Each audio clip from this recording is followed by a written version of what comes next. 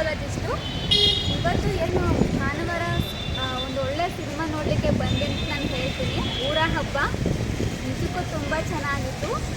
ಆ ಊರ ಹಬ್ಬದಲ್ಲಿ ಏನೇನೋ ಆ ಒಂದು ಜಾತ್ರೆ, ಅಲ್ಲಿನ ಕಲ್ಚರಲ್ಲಿ, ಅಲ್ಲಿನ ಒಂದು ಕಸ್ಟಮ್ಸ್ ಆಗಿರ್ಬೋದು, ಹಾಗೆ ಅಲ್ಲಿನ ಜನರ ಒಂದು ನಡವಳಿಕೆಗಳಾಗಿರ್ಬೋದು, ಆ ಊರಿನ ಕತೆ ತುಂಬ ಚೆನ್ನಾಗಿ ಹೇಳ್ಕೊಂಡು ಡೈರೆಕ್ಟ್ರು ಹೋಗಿದ್ದಾರೆ ಅಂತ ನಾನು ಹೇಳಲಿಕ್ಕೆ ನಾನು ಇಷ್ಟಪಡ್ತೀನಿ.